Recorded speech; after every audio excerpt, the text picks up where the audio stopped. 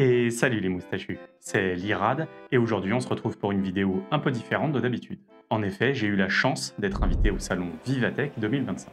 Et si tu ne connais pas encore Vivatech, c'est simple, c'est le plus gros salon tech d'Europe, tourné vers les startups et les leaders de la tech, avec de grandes entreprises comme Meta, Fnac, Asus, Lenovo, etc. C'est un salon destiné avant tout aux professionnels de la tech, allant pêle-mêle de la VR à la robotique, en passant par du stand gouvernemental. Oh, attends, je te rassure tout de suite, ce n'est clairement pas ce dernier sujet qui m'intéresse. Chaque année a un peu son thème de prédilection, et cette année, j'ai senti que c'était vraiment tourné vers le gaming et l'IA. Bref, j'ai souhaité partager avec toi quelques innovations qui m'ont marqué durant ce salon. Allez, découvrons ça ensemble.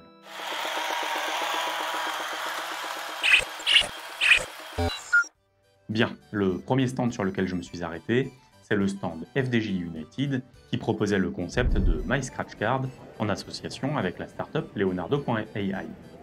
Leonardo.ai, c'est une société australienne créée en 2023 et de cette société est née une IA générative du même nom.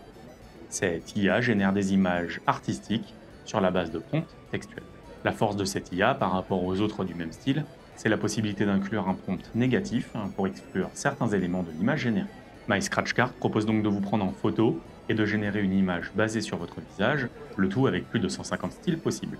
On imagine que derrière, il s'agit juste d'un prompt préconçu auquel on vient ajouter la photo prise, et tu vas me dire que ça n'a rien de transcendant jusque-là, et a raison. Mais là où j'ai trouvé la proposition réellement intéressante, c'est que la machine nous sort ensuite en quelques secondes un véritable ticket à gratter via lequel on peut gagner un petit lot. En ce qui me concerne, j'ai choisi magicien, mais on est plus près de Merlin l'Enchanteur qu'Harry Potter. Merci Leonardo.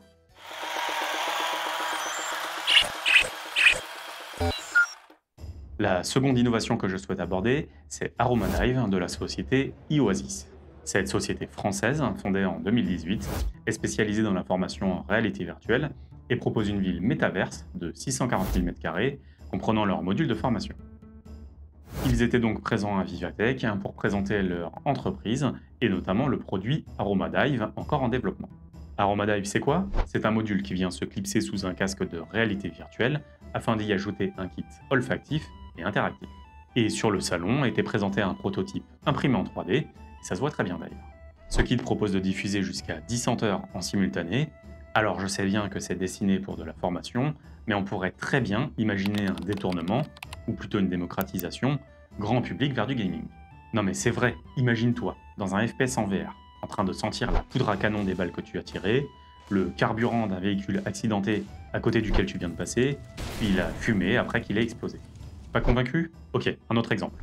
Tu es dans une forêt et tu sens le feuillage et le humus de la forêt dans laquelle tu progresses. Puis l'antiseptique ou l'alcool que tu appliques sur la plaie de ton camarade blessé. Car oui, toutes ces senteurs citées sont déjà annoncées par la marque. Bref, les possibilités sont nombreuses et cet appareil est gage d'une immersion sans précédent. Malheureusement, impossible de le tester sur le salon, donc je n'ai aucune idée du poids et du confort. Toujours dans le registre du sensoriel, iOasis a également annoncé un partenariat avec Vertaptic concernant le gant Touch Diver G1 qui offre un retour haptique complet incluant des sensations de force, de texture et de température.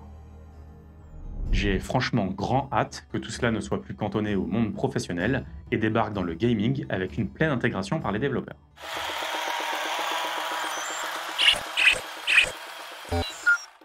Allez, le troisième stand qui m'a frappé, c'est cette Chrono 4L sérigraphiée sapeur-pompier, tout droit sortie du futur.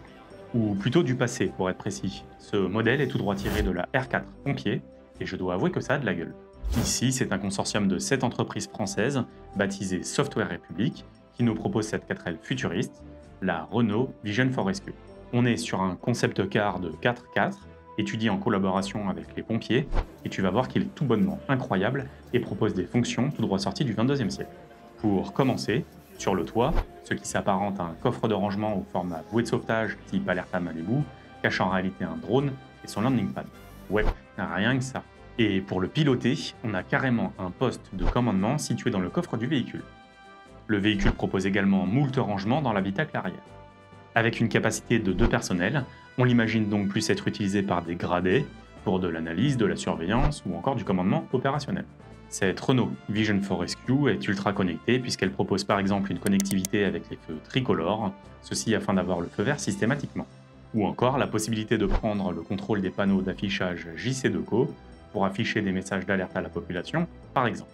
Parmi les 7 entreprises derrière ce bijou technologique, on retrouve par exemple Orange, JC Deco, Dassault et évidemment Renault.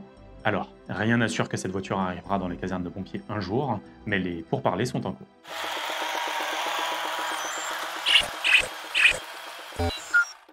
Avant de conclure avec le stand qui m'a le plus impressionné, je me suis arrêté au stand de Tesla, sur lequel était exposé derrière une vitrine le robot Optimus. C'est vraiment dommage qu'il n'ait pas été présenté en démonstration, d'autant plus quand on sait qu'il doit entrer en production en série l'an prochain. Les premiers modèles devraient coûter entre 20 et 30 000 $, mais Elon Musk souhaite baisser rapidement le prix aux alentours de 5 000 $ avec une production de masse. Également présent en exposition se trouvait le Cybercab. Sous cette robe dorée se cache un robot taxi, l'évolution aboutie de l'autopilote. Cela se traduit par l'absence complète de volant et de pédales, et avec uniquement 2 places à bord. Tesla affirmant que 80% des trajets sont réalisés à 1 ou 2 personnes. Le concept est simple.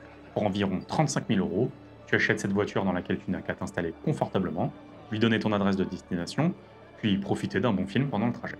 Mais attends, ce n'est pas tout. Ensuite, pendant que tu n'utilises pas cette voiture, elle pourrait bien te rapporter de l'argent, car Tesla proposera un service avec lequel tu pourras la proposer en location, contre rémunération évidemment.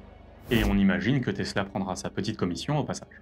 En soi, ça pourrait être avantageux pour le consommateur si le business model de Tesla est de rendre le tarif initial attractif, puis de se rémunérer en pourcentage ensuite sur les courses réalisées. À voir toutefois si les États européens acceptent des voitures complètement autonomes. Dans tous les cas, on ne verra pas ce type de véhicule sur nos routes avant 2027, voire 2028. Et si tu le souhaites, fin mars, j'ai réalisé un dossier sur la tempête traversée par Tesla et Elon Musk. Je te mets le lien en description.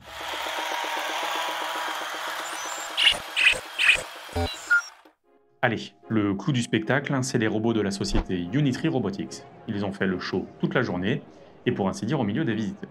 C'était incroyable.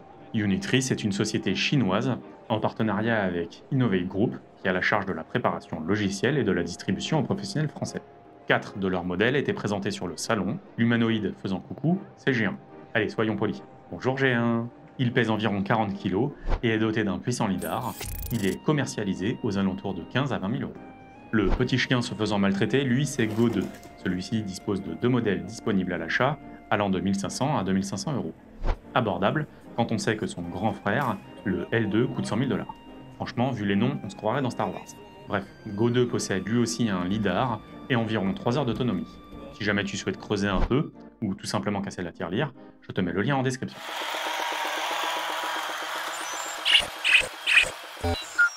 Pour conclure cette vidéo, je souhaite apporter quelques mentions honorables. On a pu voir une proposition de l'équipementier automobile Valeo qui faisait la démonstration d'un écran sur toute la largeur du tableau de bord.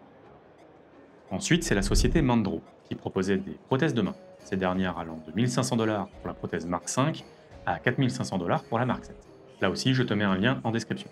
Enfin, au stand Fnac X Lenovo, j'ai pu essayer les lunettes Lenovo Legion Glass 2. Ces lunettes permettent de déporter l'écran d'une console portable, par exemple, dans des lunettes en proposant l'équivalent d'un écran 126 pouces à 4 mètres de distance. Le tout en 1920 par 1080 pixels, compatible 3D et micro OLED s'il vous plaît. D'ailleurs, si le sujet des lunettes à réalité augmentée t'intéresse, je t'invite fortement à t'abonner, car j'ai quelque chose en préparation qui pourrait bien te plaire. Bon, il faut quand même débourser un peu moins de 400 € pour les obtenir, mais franchement ce n'est pas excessif par rapport au marché. Sur le même stand, j'ai pu tester le tout nouveau Lenovo Legion 9i Gen 10, un ordinateur capable d'afficher de la 3D sans lunettes. Et on est à des années-lumière de la qualité d'une 3DS. En même temps, vu le prix de départ de 5 000 €, ça vaut mieux pour lui. Il mériterait une vidéo à lui tout seul, mais en bref, on est sur une dalle de 18 pouces, 4K, alimentée par au choix une RTX 5080 ou pour 700 € de plus, une RTX 5090. Et voilà, je compte sur toi pour me dire en commentaire quelle est l'innovation qui t'a le plus marqué. J'espère aussi que cette vidéo t'a plu, et si c'est le cas, pense à la liker et à la partager. A bientôt ma petite moustache.